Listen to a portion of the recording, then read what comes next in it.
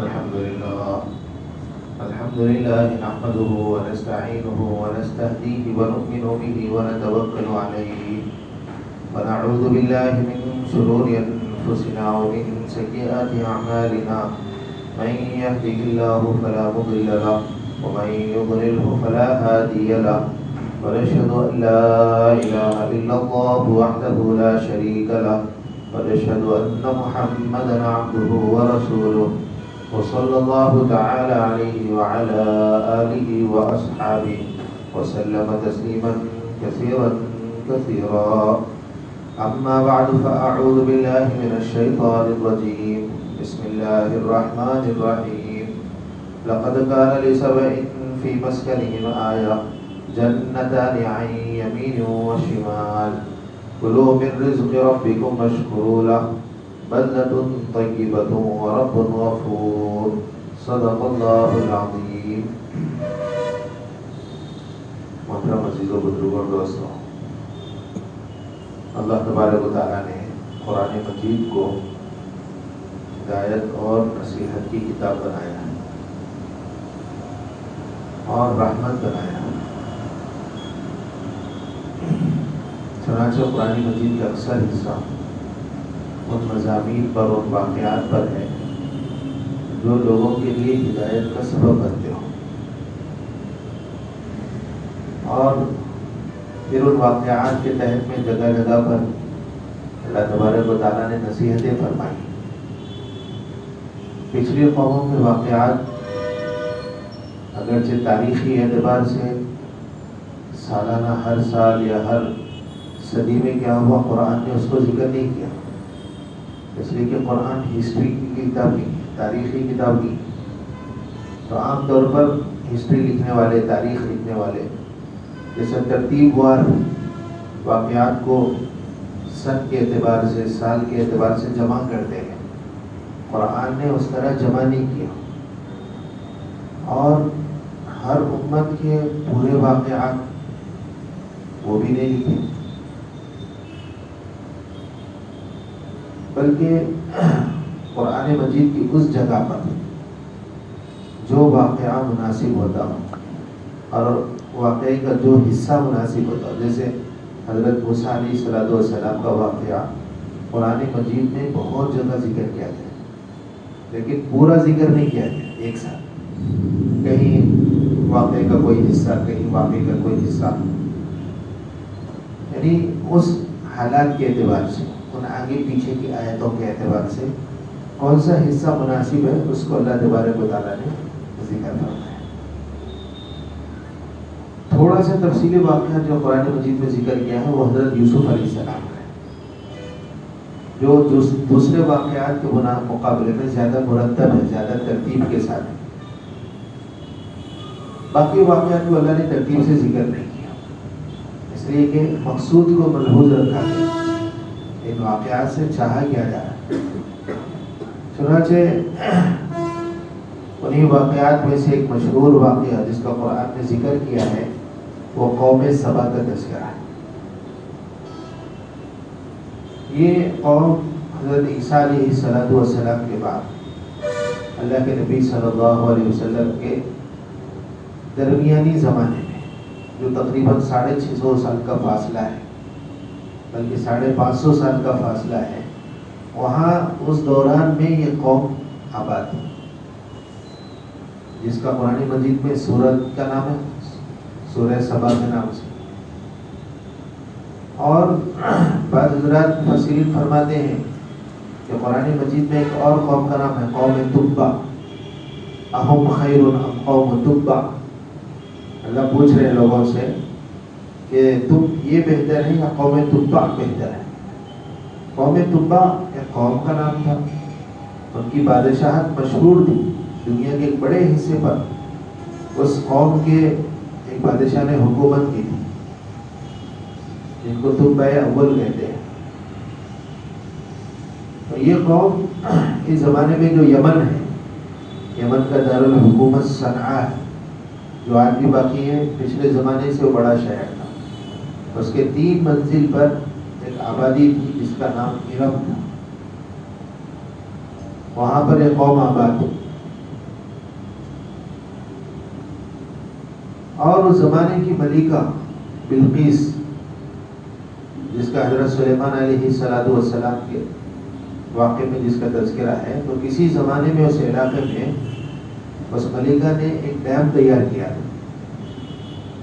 اس لیے کہ برساتیں بارش ہوتی ہے اور اگر اس کو محفوظ نہ کر لیا جائے تو پانی آتا ہے اور چلا جاتا ہے، جیسے آج کے زمانے میں بھی رواج ہے، ہر ملک میں ہر علاقے میں جگہ جگہ پر ڈیم بنے ہوئے ہوتے، کسی زمانے میں وہ تالاب ہوتے تھے، صرف باندھ لگا کر اس کو محفوظ کیا جاتا تھا، جدید زمانے میں دروازے لگا دیا جاتے ہیں۔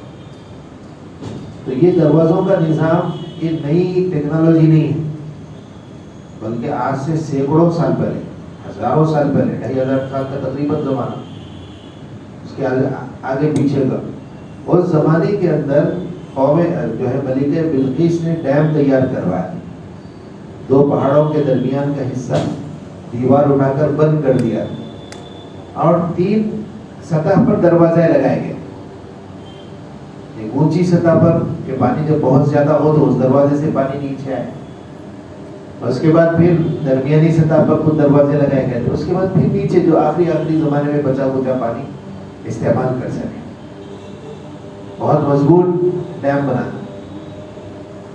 اور پھر وہاں سے نہریں چھوڑی گئی، کینال بنائے گئے، اور وہ 2 رخ پر چھوڑے گئے تھے، ایک دائیں جانب میں ایک بائیں جانب۔ اب کسی بھی علاقے کی سر سبزی اور شادابی کی جو بنیاد ہوتی ہے وہ پانی کی فراوانی، جو علاقے پانی نہیں ہوتے وہ ویران ہو جاتے ہیں، جن ملکوں میں پانی نہیں ہوتا وہ ملک ویران ہو جاتے ہیں، جیسے افریقی ملک ہیں، بہت سارے ملک ہیں جہاں پر پانی کی بہت قلت ہے۔ ایک علاقہ ہے موریٹانیہ، وہاں پر سفر کرنے کا اللہ نے موقع دیا، تو وہاں کا نظام دیکھ کر ہے افریقی ملک میں، واقعی آدمی سفر کرتا ہے تو سفر کے دوران اللہ جو ہے اس کو حکمتیں کھلواتے ہیں، بہت ساری چیزیں اللہ سمجھاتے ہیں۔ قرآن مجید میں حکم دیا ہے قل سیروا فی الارض، زمین میں چلو پھرو، دیکھو کیسے انجام ہوا جھٹلانے والوں کا، کیسا انجام ہوا پچھلے لوگوں کا۔ اور زمین میں چلنا پھرنا آدمی کو نفع دیتا ہے، اس لیے جو ہے عبرت کی نیت سے سفر کرنا، سیر کرنا یہ پسندیدہ ہے۔ ایک تو ہے کہ آدمی تفریح کے لیے کر رہا ہو سفر، اس کی بھی اجازت ہے، لیکن جو ہے آدمی موعظت اور عبرت کے لیے نصیحت کر رہا ہے، اس کا حکم ہے کہ سفر کر کے آدمی عبرت حاصل کرے، حالات دیکھے دنیا کے، پچھلے قوموں کے۔ وہاں پر اتنی تنگی پانی کی دیکھی ہے کہ جو گورنمنٹ نل آتا تھا مسجد میں، زمین کا پانی تو استعمال کے لائق نہیں تھا یا پھر لوگ استعمال نہیں کرتے تھے، سرکاری نل لگا ہوا تھا، اس نل پہ تالا لگا ہوا تھا، مسجد والوں نے نل پہ تالا لگا دیا تھا، ضرورت پر تالا کھول کے پانی بکیٹ کھڑا پانی دیتے پھر تالا لگا دیتے، بہت قیمتی تھا پانی۔ اور کرنٹ اتنا قیمتی کہ پوری مسجد ایسی 6 سے 10 گنا بڑی مسجد ہو تو بہت چھوٹا زیرو بلب جیسا آتا ہے 10-20 روپے کی جو لائٹ آتی ہے وہ صرف مسجد میں جلتی تھی رات کے وقت، مہنگائی کی وجہ سے۔ اور کرنٹ کی اتنی قلت تھی، پنکھے تو لگ گئے تھے، ہو سکتا مسجد کی تعمیر کے وقت لگا دیو، لیکن نہیں چلنے کی وجہ سے زنگ آ گیا تھا، پانی کی بڑی قلت، تو ملک آباد بھی نہیں ہوتا۔ اللہ نے جو ہے ہمارے لیے بہت سہولتیں رکھی ہیں، اور نعمتیں اللہ دیتے ہیں امتحان کے لیے، آزمائش کے لیے۔ تو چنانچہ وہاں اللہ نے پانی کا نظام چلا دیا، اس علاقے میں نہریں چل گئی، اور 2 طرف شہر کے 2 پہاڑ تھے، پہاڑ کے دامن سے نہریں چلتی تھی، اور ان نہروں کے چلنے کی وجہ سے باغبانی اور کھیتی کا کام شروع ہو گیا، پانی آ گیا تو لوگوں نے زمین پر محنت کرنا شروع کی، اور پھر اللہ کی طرف سے مخصوص رحمت کا نظام تھا، اس لیے زمین آباد ہونے لگے، اور طرح طرح کے میوے کے درخت، اور لگاتار ایسے باغات ایک دوسرے سے لگے ہوئے تھے۔ قرآن مجید میں اللہ فرماتے ہیں لَقَدْ كَانَ لِسَبَإٍ فِي مَسْكَنِهِمْ آیَةٌ، قوم سبا کی رہنے کی جگہ میں لوگوں کے لیے نشانی اللہ کی قدرت کی کہ جب اللہ آباد کرتے ہیں تو کیسے آباد کرتے ہیں، اور پھر اللہ جب اجاڑتے ہیں تو کیسے اجاڑتے ہیں، کیونکہ دونوں حالات اس قوم پر آئے۔ جب اللہ نے نعمت دی اور آباد کیا تو ایسا آباد کیا کہ وہ ایک حصہ بن گیا تاریخ کا، اور پھر جب ویران کیا تو اللہ نے ایسے ویران کیا کہ سارا علاقہ خالی ہو گیا ہمیشہ کے۔ جنتان عن یمین و شمال، دو باغات ہیں دائیں اور بائیں۔ مفسرین فرماتے ہیں کہ دو باغ نہیں تھے بلکہ کئی لوگوں کی زمینیں ہوتی ہیں، لیکن پانی اتنی فراوانی سے اور زمین اتنی اچھی تھی کہ زمین کا کوئی حصہ خالی پڑا ہوا نہیں تھا۔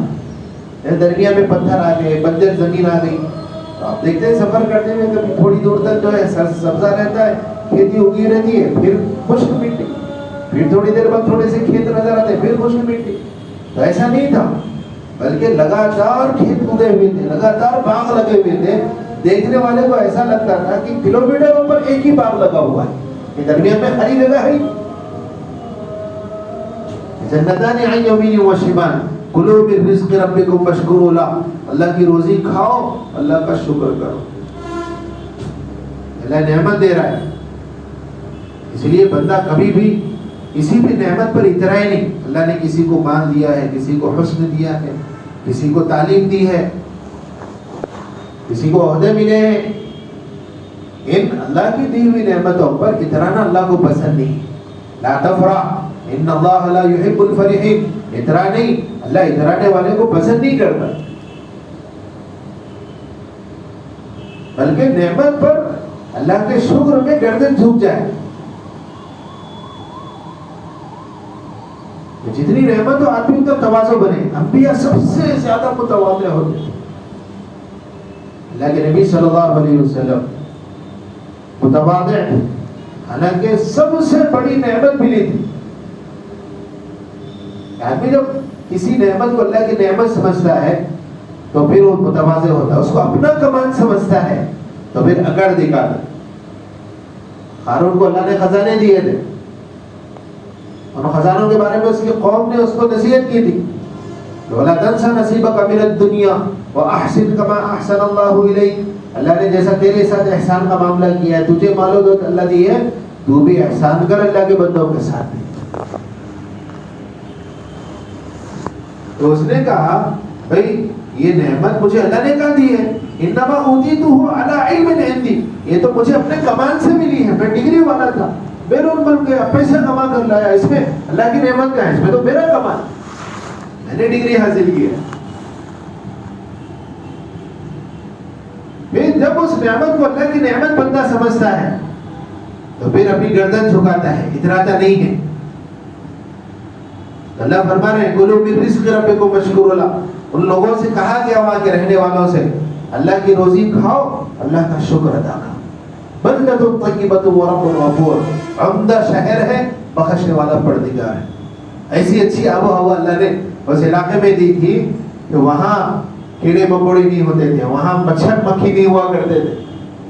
باہر کا کوئی آدمی سفر کر کے آتا مرض کے ساتھ تو اس علاقے کی آب و ہوا سے اس کے مرض اچھے ہو جاتے تھے، یہاں تک کہ اس کے بال میں جو ہے جوئیں ہوتی تو وہاں کی آب و ہوا سے جوئیں مر جاتی تھی۔ ایسی عمدہ ہوا اللہ نے اس علاقے میں دی، بلدۃ طیبہ، کہ جینے کے سارے آثار، ہر طرف ہریالی، اچھی آب و ہوا، اچھے رہنے کے مکانات، اور درختوں کے کنارے پر، راستوں کے کنارے پر درخت لگے ہوئے ہوتے تھے مختلف میوے۔ اتنی میووں کی کثرت تھی کہ اگر کوئی آدمی اپنے گھر سے کسی کام کے لیے نکلے اور سر پر ٹوکری رکھ کر نکلے، گھر آتے آتے مختلف میووں سے اس کی ٹوکری بڑھ جاتی تھی جو پکے درخت سے پھل گرتے تھے۔ یہ تو دنیاوی نعمت اللہ نے دی ہے، جیسے ہم سب کو اللہ نے نعمتیں دی ہوئی، رہنے کا گھر دیا ہے، ضروریات پوری کرنے کے لیے اللہ نے جو ہے زندگی دی ہے، میاں بیوی ہے، شوہر ہے تو بیوی دی ہے، باپ ہے تو اولاد دیے ہیں، اور جو ضرورت ہوتی ہے وہ ضرورت اللہ پوری کرتے ہیں، اخراجات کے لیے اللہ مال کا انتظام کرتے ہیں۔ گاڑی پر آدمی سوار ہوتا ہے، اللہ کی نعمت ہے، اسی لیے دعا سکھائی گئی سبحان الذی سخر لنا ھذا وما كنا له مقرنین، پاک ہے وہ ذات جس نے اس گاڑی کو میرے تابع کر دیا ورنہ ہم اس کو اپنے قابو میں نہیں کر سکتے تھے۔ اللہ نے چیزوں کو قابو میں کیا ہے، یہ ساری نعمتیں ملی ہوئی، اللہ نے سمجھانے والے بندوں کو وہاں بھیجا، ان کو نصیحت کی کہ بھائی زندگی کا مقصد صرف خوش عیشی خوشحالی نہیں ہے، بھائی اچھے گھر بنا لو، اچھی ویل سیٹل زندگی، لگژری لائف، جس کا اس وقت دنیا میں چرچا ہے، ہر چوراستے پر ہر راستے پر ہولڈنگز لگے ہوئے رہتے، کہیں بہت بڑی بلڈنگ بنی ہوئی رہتی، اس کی قیمت لگی ہوئی تھی، بھائی اس کا فلیٹ اتنے میں ملے گا، کہیں پر کھلے پلاٹ لگے ہوئے رہتے ہیں، وینچرز لگے ہوئے رہتے ہیں، بھائی ایک اسکوائر فٹ اتنے میں، اچھا لک آؤٹ ہے، اچھی آبادی ہے، اچھی فضا ہے، کمپنیاں دعوت دیتی ہیں، دنیا کے مختلف شعبے، یہ سب نعمتیں اللہ صرف اس لیے نہیں دیتے کہ دنیاوی حد تک آدمی اچھی زندگی گزارے، کھائے پیے مزے کرے اور دنیا سے چلا جائے۔ یہ کام اگر کرنا ہی ہوتا تو پھر جنت کی زندگی کیوں رہتی، موت کے بعد کے فیصلے کیوں ہوتے، حساب کتاب کیوں ہوتا؟ ان نعمتوں کے ساتھ اللہ نے دین دیا ہے، اللہ کے احکامات دیے ہیں جو اصل دنیا میں پیدا ہونے کا مقصود ہے، اس کے لیے اللہ نے انسان کو پیدا کیا۔ چنانچہ وہاں انبیاء کے فرشتہ تھے، نبیوں کے بھیجے ہوئے لوگ آئے، ان کو سمجھایا، زندگی کا مقصد بتایا، ایک اللہ کی دعوت دی، اور زندگی اپنی خواہشات پر نہیں بلکہ اللہ کی مرضی پر زندگی گزارے، اللہ کے بتائے ہوئے طریقے پر زندگی گزارے، جس کو دین کہتے ہیں، اس کا مطالبہ ہوا ان سے انسان کسی پر خرچ کرتا ہے تو اس سے چاہتا ہے، گھر میں بیل بکری پالتا ہے تو اس بیل بکری سے انسان کی کچھ چاہت ہوتی ہے، وہ ایسے ہی بھینس کو چارہ نہیں ڈالتا، وہ ایسے ہی اس کی بیماری کا علاج نہیں کراتا، ایسے ہی گرمی سردی میں اس کو انتظام نہیں کرتا، بلکہ آدمی اس بھینس سے چاہتا ہے کہ مجھے دودھ دے۔ جب وہ دودھ دینے کے لائق ہوتی ہے تو انسان اس کی خدمت کرتا ہے، اس کا خیال کرتا ہے، جب اس سے نا امید ہوتا ہے تو پھر اس کو اس کے آخری مقام پر پہنچا دیا جاتا ہے، بہت کم قیمت پر خرید کر لایا تھا 2 لاکھ 2.5 لاکھ میں، اب بیچتا ہے 20,000 25,000 میں، بھی کام کا نہیں رہا، یہ بھینس کام کی نہیں رہی۔ کہ اللہ نعمتیں ایسے ہی نہیں دیتے کہ آدمی مزہ کرے کھائے، بلکہ اللہ کچھ چاہتے ہیں انسانوں سے، اور وہ چاہت اللہ کی اپنی ذات کے لیے نہیں ہے۔ لو ان اولکم وآخرکم وانسکم وجنکم، کہ تم میں سے اول سے لے کر آخر انسان اور جنات سارے کے سارے اس آدمی کی طرح ہو جائیں جو دنیا میں سب سے زیادہ متقی ہے، سب سے زیادہ نیک ہے، سارے ویسے ہی ہو جائیں تو ما زاد من ملکی شیئا، میری حکومت میں اضافہ نہیں ہوگا۔ تو چاہتے ہیں اللہ بندوں کے فائدے کے لیے، ان کی آخرت بنانے کے لیے، چنانچہ ان کو سمجھایا گیا اور لمبے زمانے تک سمجھاتے رہے۔ اللہ کا نظام ہے کہ اللہ فوری پکڑ نہیں فرماتا۔ لو یاخذ اللہ الناس بظلمهم ما ترک علیہا من دابہ، اگر اللہ لوگوں کی نافرمانی کی وجہ سے پکڑنے لگتا تو روئے زمین پر کوئی زندہ باقی نہیں رہتا۔ اللہ مہلت دیتے ہیں کیونکہ اللہ کا محبت ہے، اپنی مخلوق سے اللہ محبت کرتے ہیں، اس لیے اللہ نافرمانی کے باوجود کھانا دیتے ہیں، ورنہ ایک باپ بیٹا نافرمان ہو جائے 2 دن 4 دن 8 دن سمجھاتا ہے، مہینے 2 مہینے سمجھا کر باپ کہتا ہے میاں اپنا راستہ دیکھ لو، اگر تم ہمارے حساب سے نہیں رہتے تو ہمارے گھر میں تمہارے لیے جگہ نہیں ہے۔ یہ 2-4 سال میں چند دنوں میں باپ کی محبت ختم ہو جاتی ہے، لیکن اللہ کتنا قریب ہے، 70 سال تک اللہ کا کھائے، اللہ کا پیے، اللہ کی دی ہوئی سانس سے سانس لے، اور اللہ کی دی ہوئی زمین پر اللہ کے بنے ہوئے آسمان کے نیچے رہے، اور جب عبادت کا موقع آئے تو کسی پتھر کے سامنے سجدہ کرے۔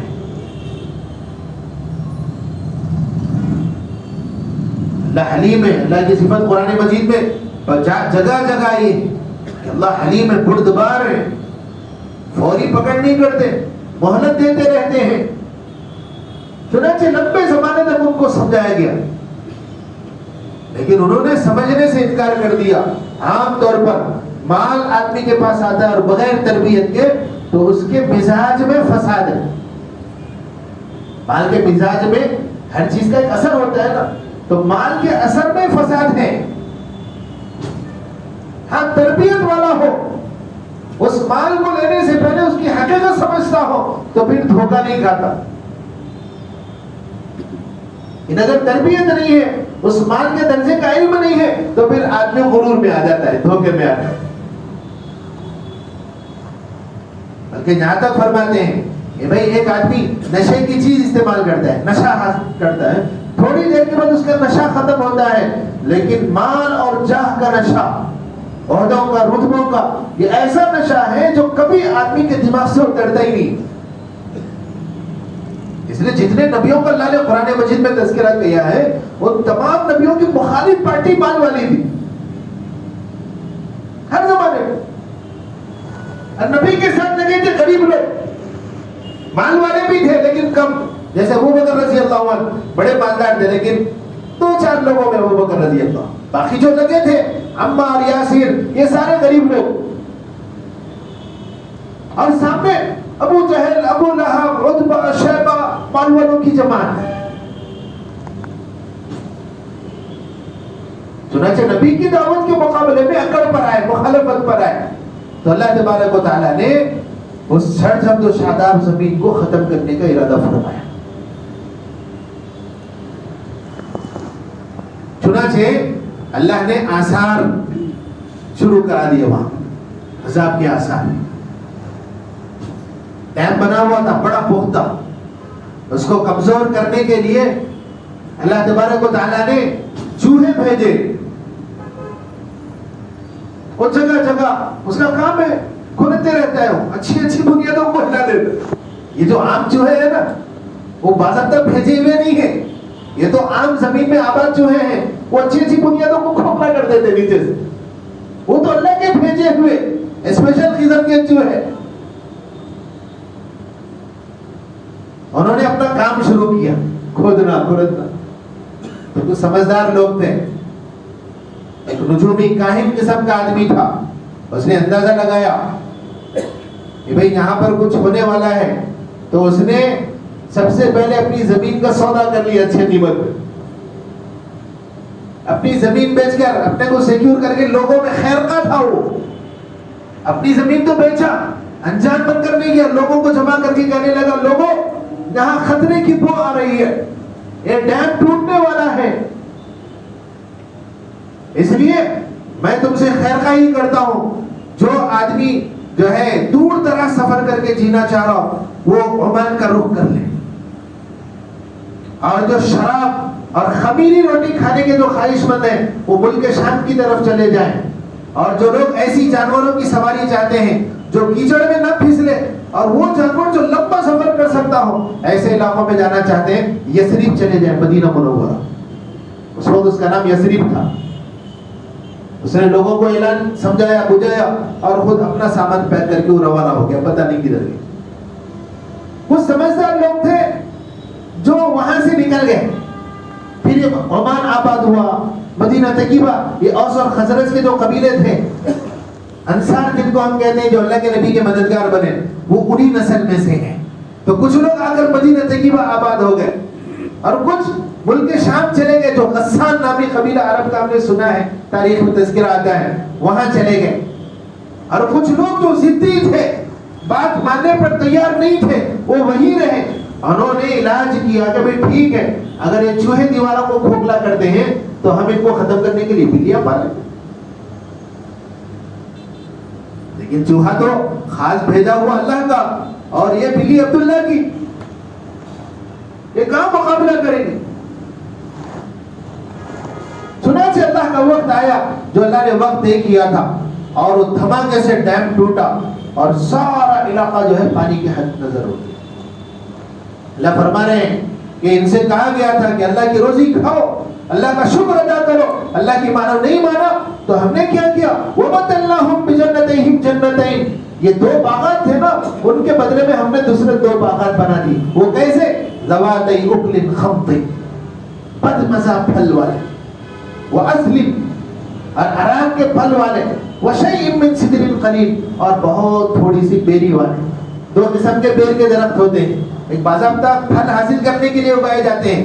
ایک وہ جو جنگلی بیری کے درخت ہوتے ہیں جس میں کانٹے بہت ہوتے ہیں، کہیں کہیں کا پیر لگ جاتا ہے. سارا علاقہ مختلف قسم کے پھلوں والا، اتنی اچھی آب و ہوا والا علاقہ، اللہ نے اس کو بدل دیا ناشکری، اللہ کی نافرمانی کی وجہ سے بری حالت سے. یہ دنیا کے حالات ایسے نہیں بگڑتے. یہ مہنگائیاں، یہ تنگیاں، کل کا جینا، کل کیسا ہوگا، یہ ایسے ہی نہیں ہوتا. چنانچہ اللہ نے حالات بدل دی.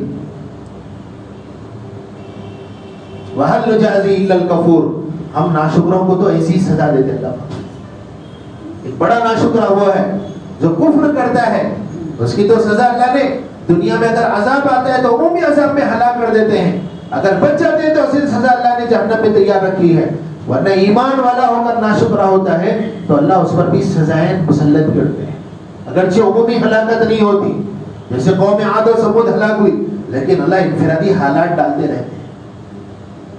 چنانچہ حضرت حسن بصری رحمۃ اللہ علیہ فرماتے ہیں کہ ایک آدمی اپنے آپ کو مسلمان کہتا ہے، اس کے باوجود اللہ کی نافرمانی کرتا ہے، تو اس پر اللہ ایک مخصوص قسم کے حالات ڈالتے ہیں.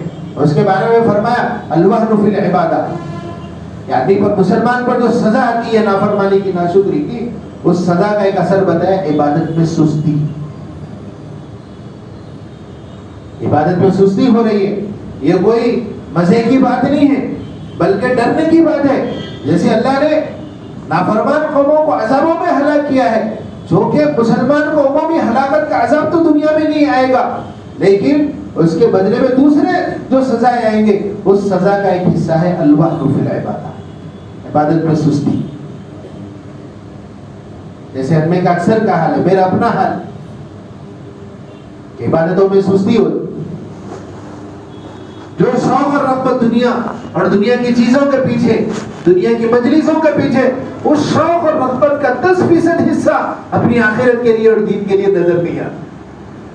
ایک بڑا طبقہ جو آتا ہے اللہ کے احسان سے مسجدوں تک، ایک 90، 95 اور 80% طبقہ تو وہ جو مسجد نہیں آتا ہے. 10، 15، 20% جو طبقہ آتا بھی ہے نا، وہ طبقہ بھی عبادت کی لذت سے محروم. بہت مختصر وقت کے لیے، بہت تنگی کے ساتھ کہ ایسی نماز کی جلدی سے ہو جائے، دعا مختصر ہو جائے. قبلی آبادیاں سنتیں تو سالوں ہو گئی، کبھی پڑھنے کا شوق ہی پیدا نہیں ہو. ذکر تنہائی میں کبھی آدمی بیٹھتا ہو اللہ کے سامنے اور ذکر کرتا ہو، ایسی توفیق سالوں گزر گئے، کبھی ایسا موقع نہیں ملا کہ تنہائی کے ساتھ بیٹھا. ارے گھر میں بیوی تھوڑا وقت نہیں دیتا ہے، شوہر تو ناراض ہوتی ہے کہ میرے لیے تو تمہارے پاس ٹائم ہی نہیں ہے. جس کا تعلق وقتی ہے، آدھی عمر میں شروع ہوتا ہے اور آدھی عمر میں ختم ہو جاتا ہے. اتنا ہی تعلق میاں بیوی کا ہوتا ہے. خدا کا تعلق تو اس کے پیدا کرنے سے پہلے، جب روحوں کو اللہ نے جنم پیدا کیا تھا، اس وقت سے لے کر ابد الآباد کبھی ختم ہونے والا نہیں ہے. ایسے ابد الآباد خدا سے تعلق کے لیے وقت نہیں. حدیث پاک میں ہے اللہ سے محبت کی علامت اللہ کے ذکر سے محبت ہے، اللہ سے بغض کی علامت اللہ کے ذکر سے بغض ہے. بیٹھے تھے کہ کتنا وقت لگتا ہے تسبیح پڑھنے میں. اگرچہ ذکر صرف تسبیح ہی نہیں ہے، نماز بھی ذکر ہے، تلاوت بھی ذکر ہے، لیکن ان چیزوں میں کتنا یکسوئی رہتی، کتنا مزہ. ایمان والے کا عذاب کیا ہے؟ الوہن فی العبادہ، عبادت میں سستی پیدا ہو جائے. وَالضِّيقُ فِي الْمَعِيشَةِ، اور معیشت میں تنگی، کہ مالی نظام گڑبڑ ہو گیا ہے، پریشانی کا شکار ہے. وَالتَّعَسُّرُ فِي اللَّذَّةِ، اور لذت میں تنگی. یہ کھانا کھاتے مزہ نہیں آتا. لوگ کہتے ہیں نا، ارے بھائی کیا بات ہے، آج سے 10 سال 20 سال پہلے جو مزہ تھا میووں میں، آج وہ مزہ نہیں رہا. آج سے 10-20 سال پہلے دال میں جو مزہ تھا، اب وہ بریانی میں نہیں رہا. کہتے ہیں لوگ، آج سے 10-20 سال والے اپنا پرانا ہمیں سناتے تھے کہ ہمارے زمانے کی دال کا کیا کہنا، آج تو مزہ ہی نہیں رہا. ان سے پہلے والے ایسے ہی کہتے تھے ہوں گے. یہ جو تنگی آ رہی ہے، فرمایا وَالتَّعَسُّرُ فِي اللَّذَّةِ، لذت پہ تنگی محسوس ہونے لگی. مزیدار چیزیں اس کی اپنی خواہش کے حساب سے جمع کر لے گا لیکن لذت نہیں ملے گی اسے. اگر کبھی لذت کی چیز آ بھی گئی، اذا يصادف اذا صادفه لذة الا جاءه، اگر اس کو لذت مل بھی گئی تو اس کے فوری بعد کوئی ایسا واقعہ حادثہ پیش آئے گا جو اس کی لذت کو بے مزہ کر دے گا. ارے مزہ ہی خراب ہو گیا مجلس کا، ارے مزہ ہی خراب ہو گیا کل کے کھانے کا، بولے اتنا مزیدار کھانا تھا اور ایسا پیٹ بھر کے کھایا، دوسرے دن صبح سے چکر لگانے شروع کر، یہ ساری دعوت کا مزہ خراب ہو گیا.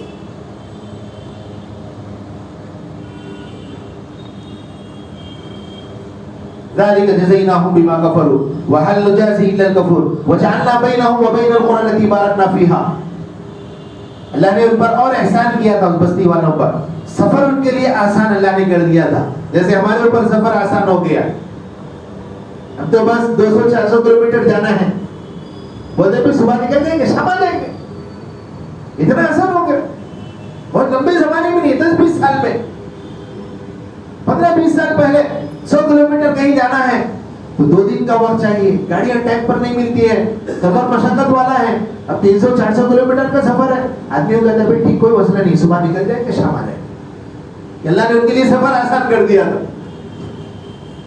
ہر جگہ ان کے لیے اسٹیشن بنا دیے تھے کہ صبح چلتے دوپہر میں آرام کے لیے کوئی بستی مل جاتی، کھانے کا انتظام ہو جاتا، وہاں چلتے رات میں قیام گاہ مل جاتی.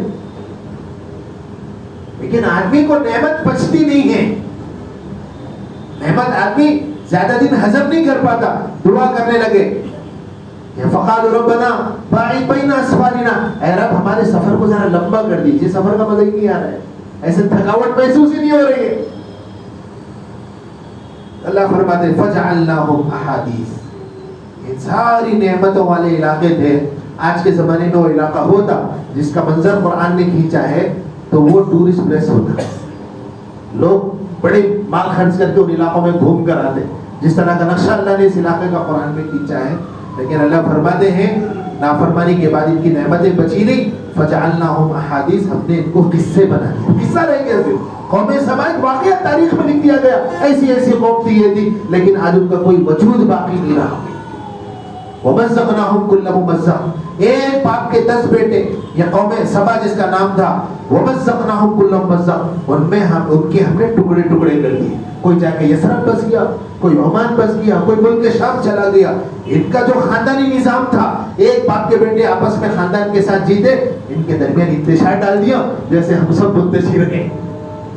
اس کو ہم نعمت سمجھتے ہیں کہ بھائی ایک بھائی امریکہ میں ہے، ایک بھائی سعودی میں، ایک آسٹریلیا میں، بہن وہاں رہتی. ارے خاندان خوشی موقع کے غم کے موقع پر جمع نہ ہو، یہ نعمت نہیں، یہ تو خدا کی طرف سے تقسیم روزی ہے. ان کے آپس کا نظام ٹوٹ گیا ہے. اسی لیے دیکھو موت کا وقت ہوتا ہے، باپ کا بیٹا نہیں آیا، میں نے کہا تھا امریکہ میں تھا، ارے باپ تو بڑا فخر کرتے کرتے مرا تھا میرا بیٹا امریکہ میں، لیکن موت پہ کہتا ہے نہیں آیا. تو اللہ جو ناراض ہوتے ہیں نا، یہ علامتیں ہیں اللہ کی، اللہ کی ناراضگی کی. کیسے اللہ انتشار ڈالتے. آخر میں اللہ نے جو نظام پیدا کرتے وقت، جیسے پچھلے 2 جمعہ پہلے بات آئی تھی، کیسے اللہ نے آدم کو بنایا، اور اس وقت پھر شیطان نے جو آدم کے جثے کو دیکھ کر جو دعویٰ کیا تھا کہ تو میرے قابو کا ہی ہے، یہ آگے نہیں جا پائے گا، وہ سارا واقعہ جو بیان کیا گیا تھا نا، اللہ اس واقعے کے بعد ذکر کرتے وَلَقَدْ صَدَّقَ عَلَيْهِمْ إِبْلِيسُ ظَنَّهُ، ابلیس کا گمان ان کے بارے میں صحیح نکلا. ابلیس بولتا تھا نا اللہ سب کو گھیر کر لاؤں گا اور سب اکثر کو آپ ناشکرا پاؤ گے. اللہ فرماتے ابلیس نے جو گمان بنایا تھا نا آدم کے جثے کو دیکھ کر، ابلیس نے اپنے گمان کو سچا پایا. فَاتَّبَعُوهُ إِلَّا فَرِيقًا مِنَ الْمُؤْمِنِينَ، اکثر اسی شیطان کی راہ پر چلے مگر مسلمانوں کی چھوٹی سی جماعت. تو دوستو یہ سلسلہ ہے اللہ نے جو قرآن مجید میں ہدایت کے لیے ذکر فرمایا ہے. تو قرآن اس نیت سے، ہدایت کی نیت سے پڑھتا ہے، معزت کی نیت سے یہ واقعات ہیں.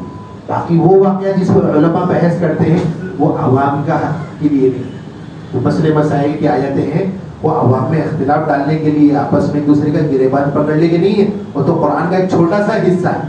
یہ بڑا حصہ، یہ واقعات عبرت کی چیزیں ہیں، ان پر غور و فکر کرنا ہے تاکہ آدمی کا اپنا ایمان اللہ سے بنے، اپنا تعلق قائم ہو، جس کا نتیجہ دنیا میں عزت والی عافیت والی زندگی ہے، اور موت کے بعد لامحدود زندگی صرف اللہ نے متقیوں کے لیے بنائی ہے.